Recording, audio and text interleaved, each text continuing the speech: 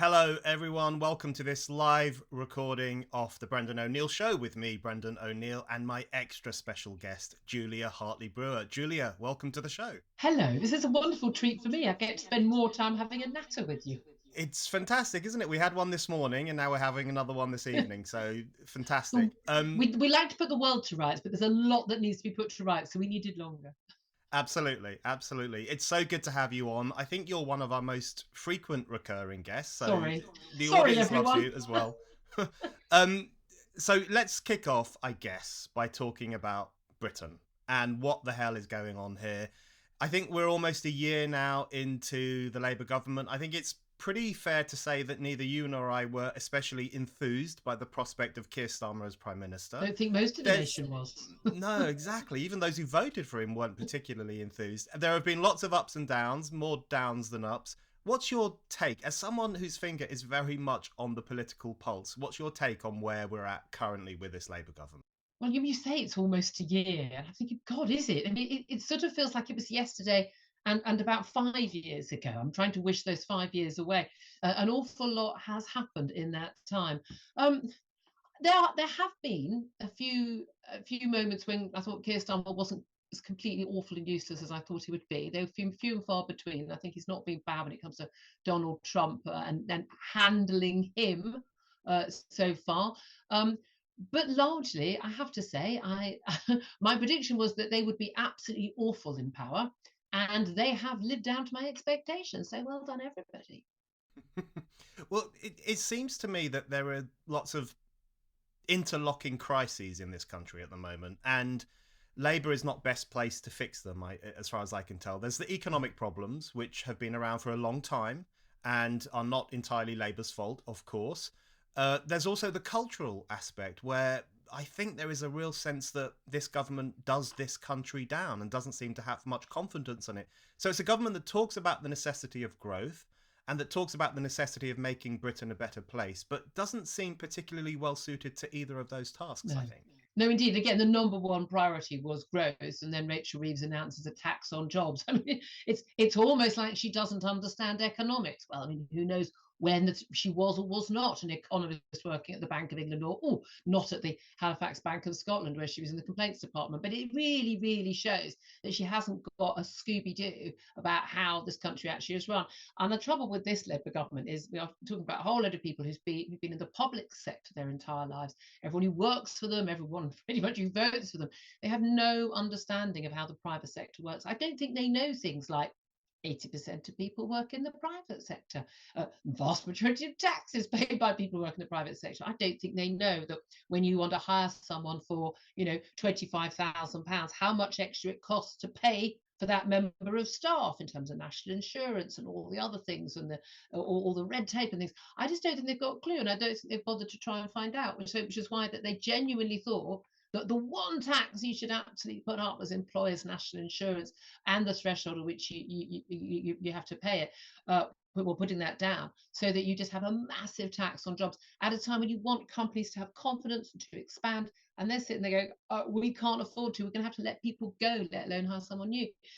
They also talk about boosting the economy when they are completely wedded, even more than the insane Tory party was, to net zero, which is, I mean, you can have energy security, you can have growth, you can have prosperity, or you can have net zero. These things are mutually exclusive. It's not possible to have them all at the same time, particularly one, net zero. They promised to tackle immigration. Even Labour had to get to grips with the idea that people were not happy with either the level of legal immigration. Thanks, Boris Johnson, for that wave of people we didn't agree to have, but also illegal immigration. Of course, as we saw the figures this week, those gangs have been well and truly smashed. All Keir Starmer had to do, or David Lammy is the Foreign Secretary. Still, I think that's a joke. Apparently, it is still true. He was going to have a little natter with Emmanuel Macron, a little natter with Ursula von der Leyen in Brussels, and everything would be completely and utterly fine. And they'd agreed to stop the beds. Well, no, they haven't. So we've had a record number of people. And it's always worth noting, the time of year, but we've had more than 8,000. I mean, that was just the figures a couple of days ago. It'll be more than that now. Of new arrivals to our shores who we're paying millions every day to house, and we'll probably never get rid of under this lot as well. We've got all of that. An NHS that still isn't functioning. Good luck to Wes Streeting. I mean, he's probably the best of a bad lot, but good luck to him. And as you say, the cultural issues, where fundamentally we've got a party in power that has no faith in the British people. They think we're stupid and they think we're bigots because we voted for Brexit and then voted to get Brexit done in 2019. They think everything in our country's past is something to be ashamed of and something to be paid for now. They don't trust that we'll do the right thing ever. We have to have rules to manage every aspect of our life. And the idea that these are the people who, at a major time of crisis in the world and indeed in our own economy, in our own country's psyche, that these are the people in charge. I mean, frankly, it's beyond depressing. I just dream, if only there was somebody, and I don't care what party they stand for, it could be the monster raving loony party for all I care, somebody who just stand up and say, this is what we need to do, and this is how we're going to do it. And yeah, it's going to cost you and you more money, but we're going to get it done, and we're going to rebuild this, we're going to rebuild that, we're going to get rid of all the nonsense, the DEI, rainbow lanyards, all of that nonsense. We're going to get rid of net zero, we're going to get this country going, we're going to be building those houses, we're going to be building those roads, building those nuclear power stations, those reservoirs. We're going to get this country going, we're going to be training up our young people, we're not going to be importing people from the rest of the world, and we can do this. It's going to take time, it's going to be tough, and it's going to cost a lot before we get over that hump, but we'll do this together. Wouldn't that be amazing? And there is nobody in British politics right now, let alone the Labour Party, who comes close to being that sort of peacetime heroic figure, which we really desperately need right now. Well, it sounds like we could do with you, Julia. That was an excellent summary of. Do you know, I put this to Douglas Murray on my show yesterday. I said, "You never thought of going to politics?" And all the responses to the YouTube page of the video was, Douglas Murray for PM. But that's an excellent summary, I think, of where we're at economically, politically, and culturally. And I want to dig into a few of those things with you, especially let's start with the net zero thing, because you're absolutely right. You've got a choice as a nation. You can have growth and prosperity, or you can have the religion of net zero. And it seems that Labour doesn't understand that. But I wonder, do you think there's tension in the Labour ranks over this? Because on the one hand, you have people like Ed Miliband, who is just a complete convert to the neo-religion of net zero and reining everything in and shrinking the carbon footprint and all the rest of it. But then you do occasionally hear Rachel Reeves and Keir Starmer and others saying, listen, we've got to grow, even if it means going against certain climate change requirements, even if it means cutting through red tape or even possibly green tape. So there seems to be a tension there. And I wonder do you think we're reaching a point where it might actually become mainstream soon enough to question net zero? Well, I mean, I've always said that there's no way that any net zero policy, that 2050 target, 2030 policies on boilers, on electric cars, none of this, I said, will survive, contact with reality. British people ain't going to have none of it. You're not going to tell a whole load of people that they have to spend 15, 20 grand on a heating system that doesn't work, ripping out their cupboards in their homes and putting a new boiler in that doesn't actually heat their home. You're not going to persuade anybody to buy a car they don't want. I don't know about you, if and when that any of those policies did come in, and I don't think they will full on in terms of you could only buy an electric vehicle by a certain year. I mean, I will literally be stockpiling diesels. And I think that's what the nation is going to be doing. I don't like it when people focus so much on Ed Miliband on this, and I know the papers love to do it. He's such an easy target because he's so utterly ridiculous, and he should definitely cut down on his carbon footprint of having 2 kitchens. So about you, I've only got the one. If everyone remembers that interview, no, he's got 2 kitchens. Oh, how lucky! Of course, in his multi-million-pound Primrose Hill house inherited from his father. I mean, again, if only we all lived like that, eh? If only, perhaps we could have these luxury beliefs and things like net zero. But you've got to remember that it's not just Ed Miliband who believes in this madness. It is pretty much everyone in the Labour Party. It's pretty much everyone in the Tory Party, the Liberal Democrats, the Green Party. Obviously, they're even more zealot on this. Keir Starmer is fully signed up to this. Again and again and again, he's fully signed up to this. I'm quite hopeful about Kemi Babe not realising, as long as Robert Jenrick did during the Tory leadership contest, talking about that maybe net zero wasn't such a good thing. But I don't see Ed Miliband lasting the course, because fundamentally at some point they're going to have to say, well, we can either build things, we can either have another runway at Heathrow, we can either build houses, or we can either have a nuclear power station, gas storage, have Virgin Steelworks, Scunthorpe, or Sunderland. We can either do those things, or we can try to achieve net zero. I mean, net zero is unachievable. It's unpopular. It's unaffordable. It's an absolute nonsense. It's accounting meaningless nonsense that will impoverish us. And that's simply not viable. But I think the excuse will be that it's about defence, because fundamentally we need those steelworks for defence. That's why they've been saved this week. We need to actually have some sort of reliable energy source. We're not having to import things through cables or gas pipelines from Norway or even other friendly countries, which can be damaged and sabotaged by the Russians.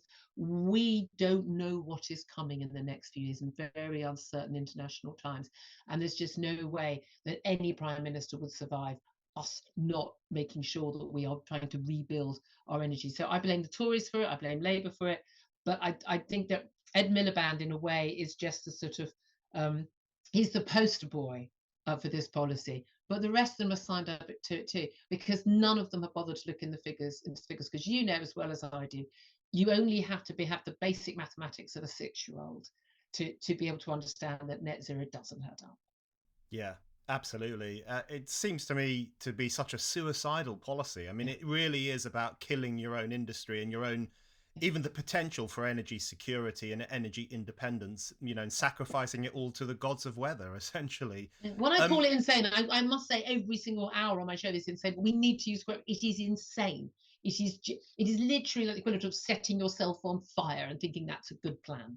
Yeah. And if a government doesn't realise that energy security and independence is a good thing right now, when you got Trump doing the trade war and Russia doing real wars and China kind of looking down its nose at all of us, if they don't realise it now, they'll never realise it. I want to ask you about another aspect of life in Labour's Britain. So we know that the economy is not going fantastically well, and the energy question is kind of being messed up by them. What about the freedom issue? Now, I get really scared on this question because to my mind, it's even worse than I anticipated. So we've got the whole issue with two-tier policing and two-tier justice and the treatment of some people more severely than others, depending on where they come from or who they are or what they look like.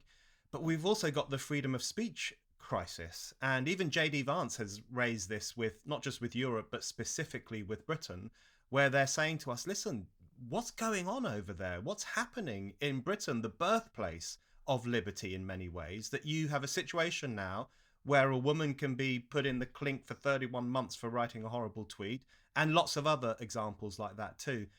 What do you make of the freedom of speech crisis that we're going through, and whose fault do you think it is fundamentally? Wow, there's the question. I mean, I do think it is the fundamental issue of our time. I think it taps into everything else, where things like Brexiteers being castigated, academics in a poll a few years back, probably still now, wouldn't sit next to an academic who was a Brexiteer. I mean, people being ousted for things like that. Women and men being required to pretend that they believe that a man can become a woman and is an actual woman. I mean, that's a freedom of speech issue. The net zero, you and I, climate deniers. Oh no, you need to be banned from the BBC because you're saying something. We can't actually allow people on who are denying science.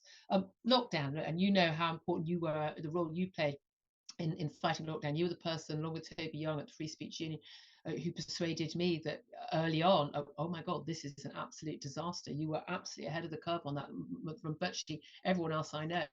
And in terms of the ability of people to say, but this isn't true, this isn't a reasonable response to things. The abject lack of freedom to speak, people being quite literally censored. I mean, Talk Radio, we had our YouTube page taken down. For interviews with scientists. I mean, really respecting University of Oxford scientists. So I mean, that it is fascinating how much immigration as well. Well, you shout down everyone who says maybe it's not a good idea to import the entire third world to our country. Bigot, racist, shut that person down, deny them a job, even deny them any chance to speak in the public arena. That is a freedom of speech issue, and it hits onto every single thing. And I think there's a point where people kind of woken up to it. To a certain extent, I welcome situations where, Alison Pearson of the Telegraph has a police officer turning up to her door over a tweet. And again, it was a mistaken tweet, but it wasn't racist. It certainly wasn't criminal.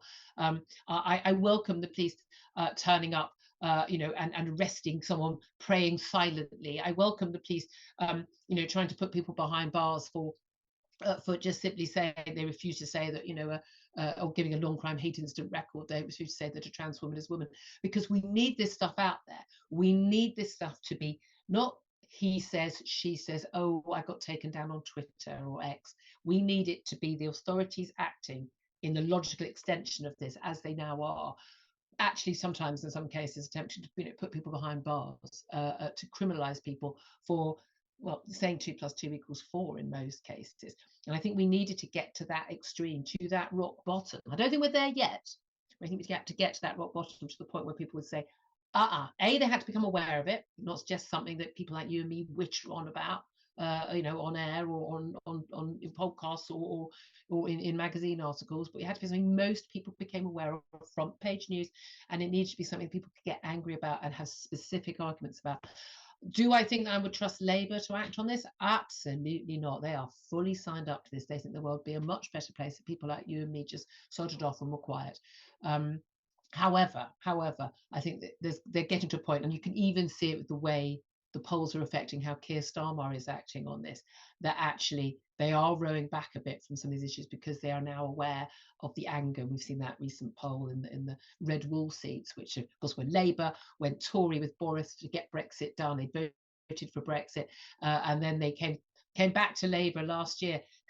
Well, they're heading off to reform right now. They're not happy. But again, I think we have to hit rock bottom, and I don't think we are there yet. But for me, this freedom of speech, the battles to get back to what was like when I was growing up, when I was at university, most of my career, and I'm sure for you as well, even more recently than me, that is the fundamental battle of our time. Because without freedom of speech, you can't speak out on immigration, you can't speak out on climate change, you can't speak out on trans issues, you can't speak out on anything else. It's so fundamental, and we need the nation to wake up to that. Yeah, very well put. And that survey of red wall voters, I thought, was really quite inspiring, actually, because the red wall is revolting again, and politicians are terrified of red wall voters, as they should be, because these people want answers to their questions. Politicians should always be terrified of voters. Yeah, that's the fundamental democracy. They should always be scared of us. Yeah, but I can't remember who said it, but someone once said that politicians should live in fear of voters rather than the other way around. That's a healthy democracy. So on the freedom of speech question, I did want to ask you specifically about the Lucy Connolly case, because I know you've spoken about this on your show. Lots of people are talking about it. This also springs from something that Alison Pearson wrote in The Telegraph. She really brought this back into the public view. Tom Slater's covered it on Spiked as well, and other people are talking about it. This is the woman who was sentenced to 31 months for writing what I think everyone agrees was a really horrible tweet. It was shortly after the Southport riots, and she said something like, burn down the hotels, I don't care if there are immigrants inside, just whatever, something like that. Mass deportations now, and if that makes me racist, so be it. Exactly. So not a nice tweet, and she seems to have clocked that herself, because she took it down eventually. And yet I think most 4 hours later, 4 hours later. So I think nonetheless, most people agree this was a savage, almost medieval punishment. 2.5 years in a cell for something that she wrote in the heat of the moment. Do you think that there have been men involved in the grooming gangs who haven't got that sentence? It's extraordinary. Exactly. So there's the whole 2-tier thing as well, which you and I have talked about before, which is that people who've committed actual physical offences like assault or even sexual assaults get less time than Lucy Connolly did. So do you think that case is an important one, not because she's necessarily a heroic person or because she said something important she didn't, but because it's so bad and it's so surreal that it will just open more people's eyes to this problem? I think so. Look, I've been sort of the usual criticisms on social media, and perfectly justified. That I at the time I said, I think on my show, let her rot in jail as far as I'm concerned. I read the court reports at the time of what she had said and what came up, what was brought up in court, and she pleaded guilty. And among the things that were claimed was that she had written another number of other racist tweets. She pleaded guilty, and I was thinking this is a nasty little piece of work. I didn't think at the time 31 months was reasonable. I thought, well, she probably won't end up serving all of that anyway. At the time, I thought I was quite horrified by some of the reaction at that time, and certainly anyone out in the streets committing violence. I think the full horror of what had happened in terms of what was going on in the courts and in the police stations with duty solicitors advising people, look, you're not going to get your case heard for quite a few months. You're going to be kept on remand. There's going to be no bail, and people being very poorly advised and getting very poor legal representation. I don't think a lot of us realised what was really going on quite badly then. But at the time, I thought, yeah, she sounds like a nasty piece of work. Actually, a lot of what was reported at the time, and I don't mean like what was on Twitter, I mean what was actually reported as court reporting at the time, was incorrect. And that has been proven. It was Alison Pearson who exposed a lot of that. She's absolutely a friend of both of us, I know, absolutely brilliant work talking to the husband and the daughter. And exposing that, and they managed to get transcripts of the interview. She didn't say some of the things they said. The tweets they're talking about again weren't racist. Again, you're talking about immigration doesn't make you racist, as we know. And I think it's blatantly obvious that lots and lots of other prisoners, particularly women in her situation, she's a carer for her sick husband, and she's a mother of a primary school age child. But quite clearly, these women would be, these prisoners, first-time offence, non-violent, would be out by now and or being tagged and being allowed out on home release to visit at least, and she's not being. That is clearly a political decision, clearly something that is unfair. She's being treated more harshly than someone who had done something which most of us would consider being actual crime. So yeah, I very much changed my view on that. I didn't think she should go away for 31 months. When I said hope she rots in jail, I didn't mean literally throw away the key. These are phrases that don't have literal meanings. But she in a way is a good test case, because most good test cases aren't great people, as in what she wrote was horrible. But when you know the context that she has just found out about these children being stabbed, and she had lost her own child and had post stress disorder, I think it puts it all in perspective. And we've got a sentencing council that wants to have it taken into account if you come from an ethnic minority or you're trans in their sentencing guidelines. But what we're not going to actually put someone who's gone through a massive trauma, losing their child, to then obviously say something they really shouldn't have said after knowing about other people losing their children. It just and has post-traumatic stress disorder diagnosed long before, not even how conveniently after she's been charged. It's clearly a miscarriage of justice and clearly political. And the point is, you don't have to be a perfect person. You don't have to have not done anything wrong in most of our eyes to be a good case. Yeah. That's very well described, and it does really bring to the surface that thorny issue, which is another issue you're not really supposed to talk about, and if you do, you can be called far right, which is the question of two-tiered justice, or as you put it there, which I think is probably a better way of describing it, the politicization of justice, the use of cases like this to make a political point to the nation, which is never what justice should really be about. But the example that always comes to my mind is the imam in a mosque in London who, shortly after the 7th of October attacks in 2023, he gave a sermon in which he said, "Ruin the Jews' houses, destroy the Jews' homes." And the Metropolitan Police took the pretty controversial decision to not charge him with a crime. Then you fast forward to the aftermath of the Southport riots, and someone like Lucy Connolly is very much charged with a crime and literally imprisoned for saying burn down the hotel. So you can say destroy Jewish people's houses, but you can't say destroy immigrant hotels. Well, what about the men? What about the men who drove very, very near my home? I live in North London, and who drove down the street waving their Palestinian flags, drove all the way to London from hundreds of miles away to shout, "We're going to rape your daughters and your wives," at the Jewish people in the street. By the way, they're my friends and my daughter's friends, so I took that quite personally, as you can imagine. They identified them. They're on camera. They've got the number plate. They identify who they are. No charges ever brought. Oh, it's absolutely okay to say you're going to rape people. That's absolutely fine.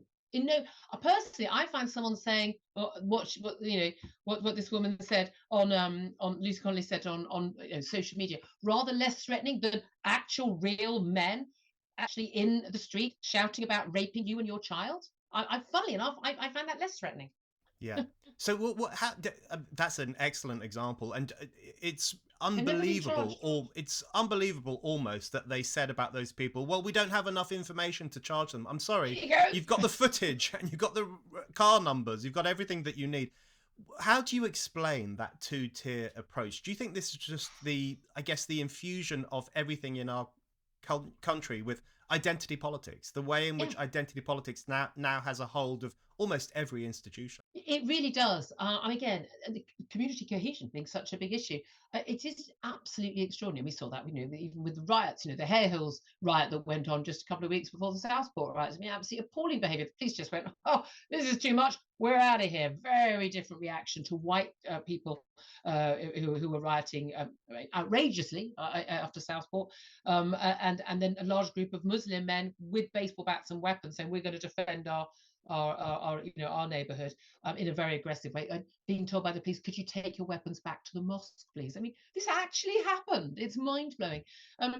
Look, it is two-tier, it is political, and I think it comes from very much on high. I know a lot of police officers, got friends who are police officers. I went to someone's party, and there must be about 6 coppers I was standing talking to, and they're all like, in their late 40s, early 50s. They're all talking about they cannot wait to retire. They are counting down the weeks and the months till they can retire, get their pension, and leave, because then it's no longer the job it used to be, and they're sent to do things like go to a journalist's house about things, and not actually able to do the policing they want to do, actually help people, make sure the communities are safe, and nab criminals and the like.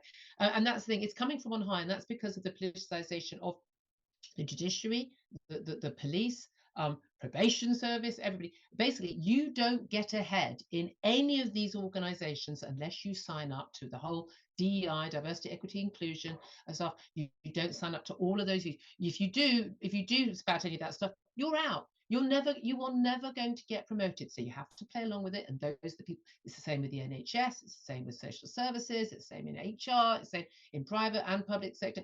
It is absolutely and utterly. It's got a stranglehold on the entire public sector and large parts of the private sector as well. And we need to go Trump style, sacking everyone involved. I mean, I would have a complete clear out. I would have a sort of, you're all out, and then we will interview and find out what you really think later on. I'd like to see your private messages saying you don't really believe this stuff.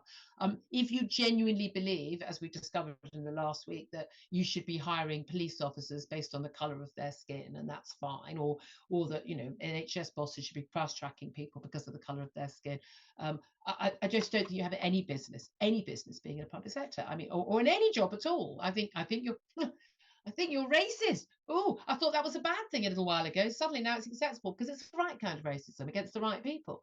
And it's not good for anyone. It's not good for white people, certainly. It's definitely not good white working class boys, the ones who are most discriminated against in this country. And it's definitely not good for anyone from an ethnic minority of any kind to have this sort of this hanging over them. Oh, you're here on a quota as opposed to merit. This undermines everything about our meritocracy, about fairness, and we've talked about this before. The one thing the British people stand for, it's a sense of fair play. People want to feel things are fair. It doesn't feel fair with two-tier policing. It doesn't feel fair with two-tier justice and sentencing. Certainly doesn't feel fair with when you've got police sort of going out.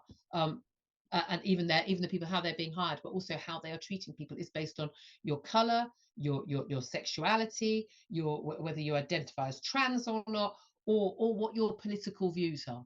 And that just has to stop. I mean, it simply cannot be acceptable that happens. But how the hell we end that without literally clearing everybody out and starting again, I don't know. At this point, it's gone so far. I just don't know. I don't think collecting all the rainbow lanyards and the Black Lives Matter posters up is going to be enough at this point. Yeah, it definitely runs a lot deeper than that. And, call us old-fashioned. We've talked about this before, Julia, but we prefer to judge people by their character rather than their color. And I thought that was Such a what you were strange supposed to idea. do. Yeah, radical idea from the 1960s. Let's bring that one back. Um, I want to ask you about wokeness, and Yeah.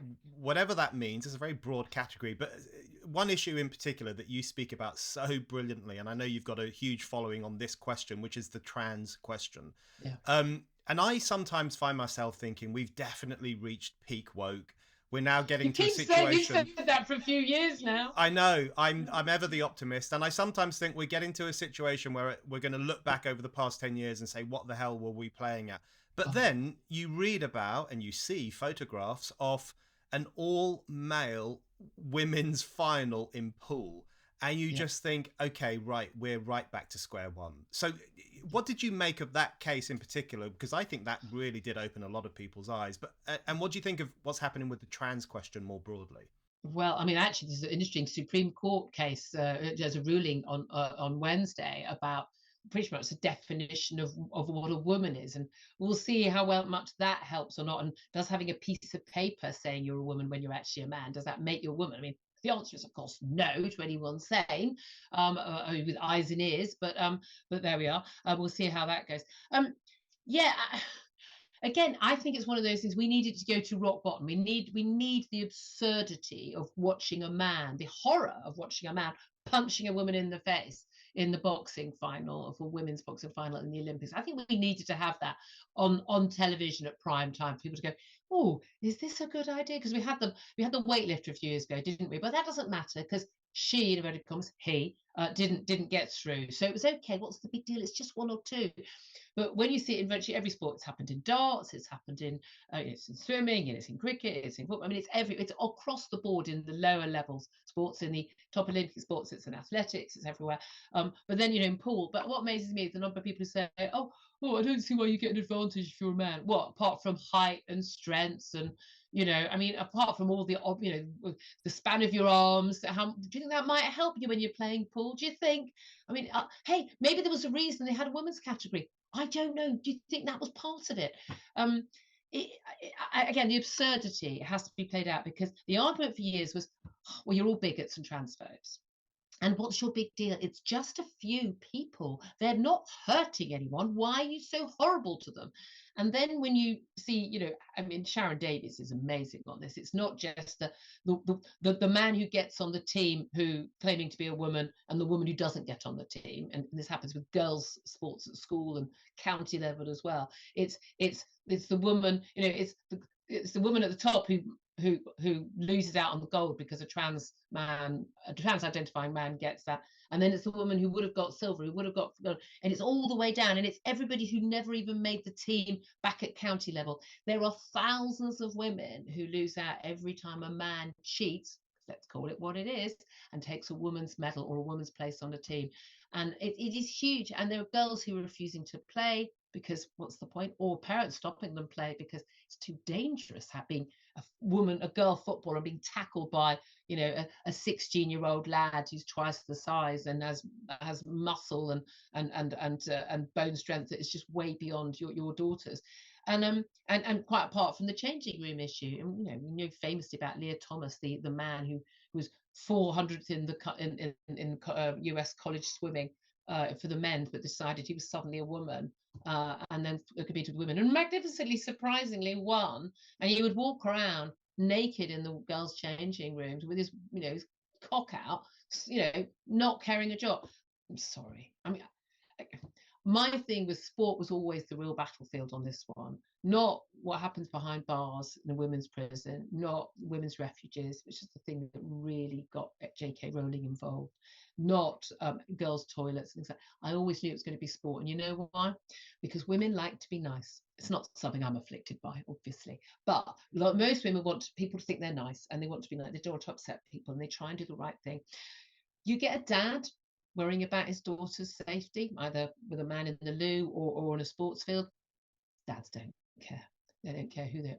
Dads will stand up and speak out. And actually, what we've got now on the sporting front is a lot of men saying, this is not right. This has got to stop. And I think that has been a game changer. And thank you to all the men who are speaking up. But that has been a game changer, I think. Yeah, It really has, and By it's the a way, do good you like thing my too. mug? It's fantastic. I've seen that. It's wonderful. I didn't Um, steal it. I was given it. I promise. it's great. Good advert for the mugs there. Julia, that's really true. I really agree with all of that, and I am a huge admirer of the platform you've given to women and men to talk about this issue. It's been really important. But in relation to, you said earlier that wokeness has kind of resuscitated racism, which is very true. But it also, this issue makes clear that it's also brought back to life misogyny. So you get a lot of sexist abuse simply for speaking out on this issue. Lots It of just other makes women. me laugh, to be honest with you. Oh, you look like a bloke. Yeah, Brilliant, brilliant. You've won that argument. Well done. yeah, good one. But lots of other women do, of course, as well. And then, as you've just described, it's basically flashers' rights, because trans rights now seems to mean the right of men to walk around naked in front of women and girls, and also to steal their medals and their trophies and take their jobs, etc. It's continually, this is a theme of wokeness and identity politics, isn't it? Where it poses as progressive, but actually it brings back some really horrible ideas from the past. Yeah. This isn't a trans rights movement. This is a men's rights movement. There's no doubt at all. And what I really object to, and I absolutely love the LGBT Alliance for this, is where the T has been, just lobbed onto the end of LGB. I mean, being lesbian, gay, or bi is an actual thing, who you are sexually attracted to. By the way, people fought for those rights. Stonewall was a wonderful organisation fighting for LGBT rights all those years. And thankfully, I'm very pleased. I'm someone who campaigned for same-sex marriage, and I thought it was really, really important, same-sex adoption and things like that. I massively support those things, and that was just about gay, lesbian, and bi people getting equal rights with straight people. What's not to like about that in a fair and just democratic society? Trans rights is completely different. It's got nothing. You actually are gay. If you're a man and you fancy other men, you're gay. Okay, that's what you are. Thinking you're born in the wrong body, you can think it as much as you want, but you're not. And we can be sympathetic and respectful. And if you want to call yourself Sheila and put a dress on, we go, I care not a jot, as long as you don't enter my toilets or try and go into a women's prison or join a women's sport. If you want to just live your life, I will be totally respectful. And indeed, until about 5 years ago, used to use your preferred pronouns out of a matter of just kindness and respect. Not anymore. I'm done there. That was kind of the argument, but actually, it's become about taking women's rights. And women's rights weren't handed to us on a silver salver. I mean, women didn't have any rights until about 100 years ago. Women didn't have rights to get divorced. They didn't have a right not to be beaten up or raped by their husband. And in my lifetime, it was legal for a man to rape his wife. That was not a crime. If you got divorced, you didn't have a right to keep the kids. I can remember my mum saying to me that she had to get my stepfather to sign off on her tax return because she was a woman and your husband had to sign your tax. What the actual, okay, in my lifetime, this stuff. So when women got the vote and women got other rights and maternity leave and rights to single-sex basis to protect ourselves from men, because we don't know who are the good ones and who are the bad ones. You all look alike. We don't know until you do something wrong. We don't know. And that is why when women walk down the street at night, they look around, they see a woman and go, yeah, I'm good. Oh, it's a man. Okay. I don't know if you're a good guy who's now worried that I think you're a bad guy. I don't know. And there is a reason why we keep all men out of our safe spaces, because they need to be safe for us all the time. And so when men who identify as trans, let's stop using this phrase trans women. Stop using it. They're not women of any kind. That's my word. That's my sexist word. They don't get to have it. You've got a word. It's men. We get to keep our word women. We're not a subcategory. We're not a subsection. We are the only kind, women. So when trans identifying men say they want to be in our spaces, they're taking rights that we fought for, that our mothers, our grandmothers, and our great grandmothers fought for. And they don't have a right to those rights. This is, as you say, it's misogynistic. It is trying to take something that does not belong. Trans people have the same rights as everyone else. They just want to have even more. Well, not on my watch. Yeah, brilliant. I love it when you go into your Jermaine Greer mode. It really gets people going. Excellent stuff. No, the terrible thing is how I feel all the time. I'm having to dampen it down. When J.K. Rowling, when that Scottish law came in, and J.K. Rowling said, oh, well, I'll go to prison then rather than say trans women or women. I'm like, well, can I have the top bunk? I mean, I'm more than happy to go to prison for that. Absolutely. Julia, I'm going to bring in some questions from the audience in a minute, Great. but I have to ask you about Donald Trump. I mean, it would be ridiculous not to ask Who you. has he been in the news at all? What's happened? He's a few times here and there. He's been president now for, it feels like 100 years, but I think it's 2 months or something like that, or Yeah. 3 months. And he's causing a stir. He's doing lots of crazy things. I'm one of those people who understands perfectly well why more than 70 million Americans, including working class Americans from every racial background, voted for Donald Trump. They are sick and tired of having the mick taken out of them by the old establishment. It makes perfect sense to me. And I'm happy that happened. You know, why not? Stir things up. I would have voted for Donald Trump if I was in America. Not first time, not second time. Up against Kamala Harris, where we were, absolutely. Yeah. I think a lot of people feel like that. But I think it's safe also to say that since he got into the White House, it's been a bit kind of crazy here and there. And I just wanted to get your general sense of how you think Trump 2.0 is going. Do you know, that's the thing. I always knew there was going to be good and bad. Doge, love the whole thing. America is living on the never, never. I mean, they simply cannot continue to have that many trillions in debt, and it's non-functioning. That they have to get rid of a lot of that extra spending they do. Immigration. Yeah, if you're not in a country legally, you should be deported. I don't know why we're not doing it here. I find it utterly bizarre that anyone would query that. I think he's great on the woke thing. Again, you know, women's sport and all of that. And actually just saying to every company, every organization, yeah, I want everybody involved in the DEI thing out of a job. You're not welcome anymore. Sacking the generals who think that, you know, being trans is more important than being good at your job. Absolutely, with them all the way. Fantastic on Israel. Absolutely spot on Israel. Absolutely sound. And then tariff wars. Ukraine. If I hear that man say one more time, millions of people have died, been put through the meat grinder. Millions of people have not died. It's in the low hundreds of thousands. That's awful. Most of those are Russian troops, by the way, sent to the meat grinder by Vladimir Putin, the man he seems to think isn't fully responsible for the war. I mean, only the last day or two, he's been blaming Zelensky for the war. I mean, you know, so what? I'm responsible for my country being invaded as a leader. I mean, utterly bizarre stuff. I mean, you have to take the good with the bad. There wasn't much good with Biden. There was certainly not going to be any good with Kamala Harris. I was hoping that some more sensible souls would be there to sort of guide him on the madness of a tariff war at this time, and to guide him on Ukraine. And I certainly don't think the appointment of his golfing buddy, Steve Witkoff, is going to help matters on that. But I think overall, again, given the choices available at the time, that was the best option. In the same way that when people say with anything that went wrong with Boris Johnson, oh, you supported him, you voted for him, I always point out you didn't know how I vote anyway. But given the choice between Jeremy Corbyn and Boris Johnson, the choice was obvious at the time. Yeah, I mean, even hearing you say that, I found myself thinking, oh my God, Jeremy Corbyn stood to be Prime Minister twice. It's a crazy. Within a whisker in 2017, within a whisker. Absolutely crazy. No, I think that's right about Trump. I mean, I think it's just morally perverse what he's been saying about Ukraine, blaming. Yeah. I mean, talk about victim blaming. That's the ultimate version of it. And then he's actually wrong about a million of those things. He seems to be reading mad stuff on X that is from conspiracy theorists and Russian bots. And it does worry me when he says stuff like that. You think, where are you getting your information from? Yeah, it's incredibly worrying. And then he does good stuff like the executive order on women and girls sports when he was surrounded by all those girls with their beaming faces. I mean, it was amazing. A very moving image. And you can't, the indictment of our times is that you cannot imagine a Democrat politician doing something like that for girls and for women. But which is funny because they're supposed to be the ones who care so much, aren't they? Exactly. But what I often find myself thinking, even though Trump's doing some crazy stuff alongside some interesting stuff, when people say, you know, when the liberal media or the left-wing activists say this is the worst thing that's ever happened, there's a lunatic in the White House, I find myself reminding them about the Biden era and how surreal the Biden era was. Do you remember when they told us that Biden was perfectly mentally well, nothing wrong with him at all, and then suddenly overnight they decided actually he's not, and therefore we got to get Kamala in his place?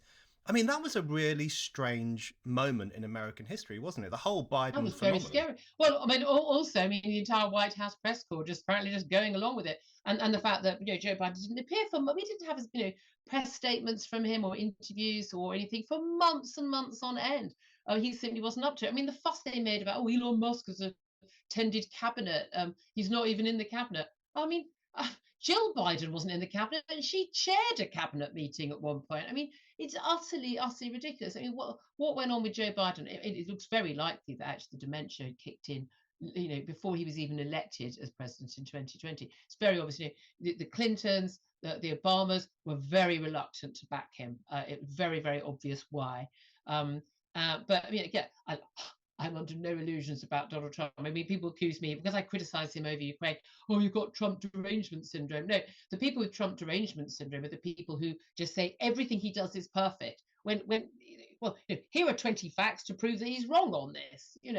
I've always, and I think you're the same as me, I've not beholden to any political party, never have been. People will say, are you going to go into politics? I think, well, no, I wouldn't be able to toe the party line very easily in any party. But the crucial thing for me is, I call it as I see it in terms of what people actually do and what they say and what they follow through and what their morals are. I couldn't care less whether they're from the Monster Raving Lunatic Party or not. I just, if he does something good, I say, well done. If he does something bad, I say that was wrong. I mean, I think if more voters and more journalists were a little less partisan, we might get some more sensible coverage of these things. Yeah, I couldn't agree more. That's very much a spiked position too. We don't like Trump derangement syndrome. We also don't like Trump devotion syndrome. And any kind of uncritical approach to these issues is not helpful. All right, Julia, I'm going to put some questions to you now from the audience. One of the great things about these live pods is that Spike members can ask questions. I'm going to kick off with someone we both know, Joanna Williams, who asks, are you optimistic about Generation Z rejecting woke, or are they too concerned with their mental health to shake things up? What age is Gen Z this week? I mean, when did we start calling everyone by generation as opposed to just their age? They are too obsessed with woke, but we are seeing a bit of a turnaround, aren't we? The younger generation in terms of support for policies, and we see it across Europe as well, and support for policies which are a bit saner. I mean, it's very difficult. I think they've been so ideologically captured, the same as the green indoctrination that goes on in schools. And by the way, if you've got kids and you don't think they've been indoctrinated in school on any of these issues, you ain't been paying attention enough. I think it's going to take an awful lot to sort of take people out from that, because if you have been told all your life that someone who doesn't think that a man can become a woman is a bigot and a nasty person and a bully, it's going to take a long time for you to change your mind. As I've always said to those sort of Guardianista 23-year-old women who say that to me, I always say, and when you have a teenage daughter, come back and talk to me again sometime and we'll see how you feel then. Yeah, absolutely. Okay, question from Tristan. He says, thank you for standing up against anti-Semitism, Julia. And he says he'd love to hear your thoughts. Should anyone need to be thanked for that? Isn't that awful? Yeah, exactly. Awful? A few years ago, it would have been seen as a very normal thing to do. Sadly, now it isn't. Yeah. And Tristan asks, he wants to hear your thoughts on why you think so many public figures and commentators seem to have such blatant double standards when it comes to racist treatment of Jewish people. God, I wish I could answer that. I mean, that is the $64 million question, isn't it? It is. I find it utterly bewildering. Look, you've written a brilliant book on this. Douglas Murray has, Jake Wallace-Simons. I mean, trying to get to the bottom of this.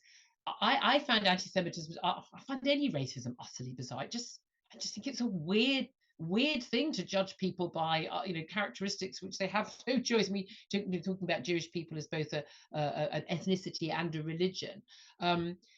And certainly I grew up, I had some formative years in North London. Certainly it just simply wasn't anything my Jewish friends ever talked about. And I've gone and talked to them about it since and said, was this something you just didn't talk about, but it was a worry for you? No, it just wasn't an issue. I mean, you've got public figures on the left. They're worried about votes from Muslims, and there are a lot more Muslims in this country than there are Jews. And let's say the quiet bit out loud, we have largely imported a lot of the anti-Semitism. Anti-Semitism is absolutely rife in the Islamic world, rife in the Middle East, rife anywhere with a large Muslim population. That is a simple matter of fact, and it's not even worth anyone debating that. So it's not just extremists like Hamas and Hezbollah who have those views. But I think a lot of it is just, again, this, once you've signed up at all to this DEI mantra, to this idea of intersectionality and the idea that there are oppressors and the oppressed, and there are victims and there are bullies, once you signed up to that and everyone is placed in the hierarchy, and once you've decided that brown people of whatever sort are definitely at the bottom and white people are very much at the top, and that particularly brown people who are Muslim are very much at the bottom, certainly in Western societies, that's the view, then by definition, anyone who hurts those people must be bad. Just, I mean, they ignore the fact that the vast number of Muslims who are harmed and killed in this world are done so by other Muslims and by dictators and Arab leaders and other leaders. I mean, they kind of ignore that. But I think it's just a complete confusion. I think a lot of it, if you're going to be generous about this, a lot of it is a confusion about who's an oppressor and who's the oppressed. And then you combine that with that long-standing medieval onwards before that trope about Jews being somehow subhuman but also superhuman, controlling the world with their puppet strings, but also the root of everything that goes wrong. And it is the completely peculiar individual kind of racism that puts them both above and below everybody and in control and somehow underneath it all. It is a historical, bizarre anomaly that Jews have been singled out in this way. And I have to say, I've been shocked, as I'm sure you've been, that it has reared its head the way it has in Western society, particularly on the left in the way it has. And my God, if I knew the answer of why that was, I'd have already tried to do something about it, but I find it absolutely terrifying, bewildering, and a source of national shame. Shame. I am ashamed that any of that is happening in my country. I am ashamed that Jewish people I know have had family meetings to discuss if and when they have to leave this country for their own safety. I think that is a source of national embarrassment and shame, that we should never allow that to happen. Well put. It's appalling, and as you say, if we had an easy answer, we'd have put it forward by now. But carrying on talking about it, I think, is absolutely essential. Yeah. Michelle says, this is a good question. Michelle says, do you think there's enough talk about the power of the civil service over our elected representatives? And she makes the point that there was a lot of attention on external technocrats in the European Union, but not enough focus on internal unelected powers, who, i.e. the blob. What would Julia Hartley-Brewer do about the blob? I mean, I think there's an argument for explaining to them their job title, civil servant. Servant, you're the servant of the elected representative. Again, I think we need to clear out. I think we've established through rather a lot of years that these people are not the world-class, brilliant Oxbridge first that we were told they were. They really aren't very good. If they were better at their job, things would work in this country, and pretty much nothing does function very well. Certainly we, you and I and many others, I think, watching, listening today, didn't want to be under the unelected, undemocratic, control of Europe. But I also don't want to be under the unelected, undemocratic control of civil servants who are supposed to do the bidding of their masters. I mean, master and servant. And who are the masters? They are the democratically elected politicians appointed by a democratically elected prime minister, by a democratically elected House of Commons. Now, they may well be useless. They may make the wrong decisions, but I have the same view whether it's a prime minister I voted for or a prime minister I didn't vote for. Whoever it is, let's take Keir Starmer. I may not agree with the policy he wants to push forward. I may think it's a disaster. But if he has been voted in, he's got a majority in the House of Commons, and he pushes that policy, and it was in his manifesto, I think any civil servant that stops it from happening should be sacked on the spot. Out, goodbye. In the same way that the civil servants trying to stop everyone trying to deal with immigration in the Home Office should have been sacked on the spot. But I think we need a massive clear out, and I think we need to accept that these people are politicized, in which case let's just do it openly. Let's do what Americans do. Let's just have these people being political appointees, have people who actually are on side with what the government wants to do. Because I think it's interesting that even Keir Starmer has been probably shocked by, he thought, well, when I get in, these people have been messing around with Tories, but when Labour are in, they'll want to do what I want to do. No, they're a power unto themselves, a law unto themselves, and they don't understand their democratic role. Then, because that they are not the masters, they are the servants. Then they need to go. Do you remember when they all said they were being bullied by Priti Patel because she asked them to do their jobs? I mean, it was such a Yeah. bizarre. Oh, and Dominic Raab. If you actually go through all of the ones that all the cabinet ministers they picked out, they were all Brexiteers, all of them, to a man and a woman. I mean, just a coincidence. Just a coincidence. Okay, Nicholas Strand asks, "What are your thoughts on Ben Habib and the Integrity Party?" Now, you don't have to necessarily go into that No. particular question, but I would like to hear your thoughts on Ben Habib, Nigel Farage, reform, etc. Because you said earlier that there's no one in this country who's able to stand up and say, "This is what we need to do, and this is how we're going to do it." And I did think, as you were saying that, what about Nigel Farage? What about the reform push? What's your views on all that stuff? He comes the closest. I mean, for me, certainly at the current time. But again, would I sign up to everything that he's talked about wanting to do? No, and I don't think. I think most people wouldn't sign up to most things, or everything that a party wants to do. Look, I mean, look, Reform have had their woes, and look, every single political party that Nigel Farage has been involved with has had its woes and infighting. This happens in other parties as well. Let's not pretend it doesn't. Falling out with Rupert Lowe and the like, and the likes of Ben Habib, very much siding with Rupert Lowe and has come out and been very critical. And the political road is littered with those who've taken on Nigel Farage and fallen by the wayside. Now, I'm of the view that Ben Habib has actually been a fantastic communicator and very brave on a lot of issues. He's somebody who put his money where his mouth is. He wasn't just someone who just sort of, oh, I think this and this. He went off and he became, an MEP and the like. I've got a lot of time for Ben Habib. We've had a few run-ins on air. We had a very interesting conversation about what we should actually do with immigrants who are in the water and whether they should be rescued or not, which got an awful lot of interest in the nation. Do I think that another party can challenge? No, I don't. And we've still got UKIP. I mean, it's amazing. UKIP still exists. Yet another small party dividing those on the right. One of the reasons why the Conservatives has been the electoral machine it has been for the last 100 plus years, most successful political party in the world, I believe, overall in terms of the amount of time it's been in office, is that ability to be a broad umbrella. And I don't think you can go into office. I don't think you'll ever win power unless you are a relatively broad umbrella now, because again, the public are in the centre, most of us. Now, the views that Nigel Farage espouses on lots of issues are actually, in my view, centrist views. The extremists are the people who think that men can become women and that we should subjugate ourselves to net zero and impoverish ourselves and open our doors to the entire third world. Those are the extremist views. They think they're centrist. They're not. They're extremists. The majority of the population are pretty sensible on most things. And they just want a political party that represents them on that. If on the right there is just this, salami slicing of this little section of vote, this little section of vote, they will never, any of them will ever win power. And they are going to have a broader umbrella. Now, whether or not that ends up being including the Tories as well, big question mark. I think that might be a bit too broad, given that half the Tory party could join the Lib Dems, put a yellow rosette on and no one would notice. But no, I'm afraid all credit to Ben from doing what putting his money where his mouth is, but it's not going to succeed. Yeah, okay. That's a good answer. And I love that point about extremism. I remember being called an extremist because I wanted the Brexit vote to go through. And I was thinking, no, you're the extremist because you want to stop democracy. Yep. Okay, Julia, the last question for you. This is a good one because it touches on, I guess, the nature of Britain and the future of public discussion in this country.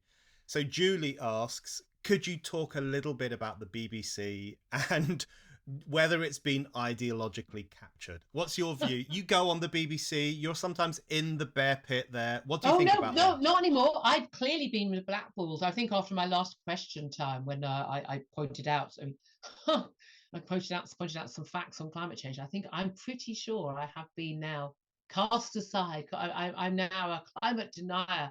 And therefore beyond the pale. No, I did a lot of time at the BBC doing any and every show.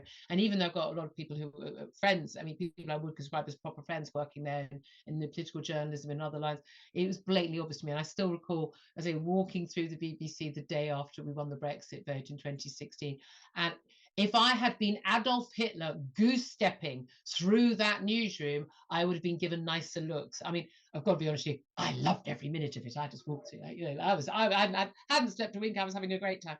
No, BBC absolutely ideologically captured. It wasn't. I mean, I think the Ramona thing, that was where it really, and again, not Remain, but Ramona. I mean, full on, anti-democratic immigration. complete climate change completely captured. Their views on Israel, the anti-Semitism that is rife there, on all of those grounds, absolutely ideologically captured. Even down to things like benefit reform. Whenever any conversation takes place about we need to reform benefits, they immediately go to some single mother, usually, by the way, who's complaining about she can't afford to eat, who's the size of a house, and it's utterly bizarre. Choose better, someone a bit more convincing, complaining about how she has to rely on these benefits. But why don't you talk to a taxpayer about how they can't make ends meet because they're having to pay all the benefits for her who, for some reason, can't get a job? But somehow miraculously managed to afford takeaways every night by the looks of it. I mean, they're captured on so many of the key issues, and they're so out of step with the majority of British public that they think they're mainstream. They don't even. The vast majority of people at the BBC don't think that they are biased in any way because everyone they know has those views, and those are of course the views of the Guardian and and even the Times as well, of the papers that they read. And as far as they're concerned, they are the mainstream. They are the defenders of what is right in this country, and they're fighting, the extremist, bigoted hordes like you and me who are at the castle gate. But they have no idea in the world, the little milieu world that they live in. I know the world they live in. I'm kind of living on the periphery of it. They used to invite me to their dinner parties before they realised, obviously, what a horrific transphobic bigot I was. But they have no idea that they are living in a tiny little bubble that doesn't represent the rest of the country, which is why they were so shocked by the Brexit vote. It's why they were so shocked by what happened in 2019 with Boris Johnson. It's why they were so shocked by pretty much every major event. They were shocked by Trump in America. They just don't get it. They're out of touch. So yeah, it's got to be tackled. I mean, I've never been a defund the BBC person. I would like to keep a state broadcaster that's not beholden to advertisers, but they need to go down to a tenth of what they are, a tenth. And we're going to have a big clear out of the news again. And again, I don't think you can just put one person in who's going to change it. They, if they're going to be political appointees, well, we're going to share out the political appointees. But the pretense that they, like the civil service, are in any way, neutral and unbiased and serving the nation. I mean, I think that's gone well out of the window by now. Julia, thank you very much. Thank you very much. Cheers.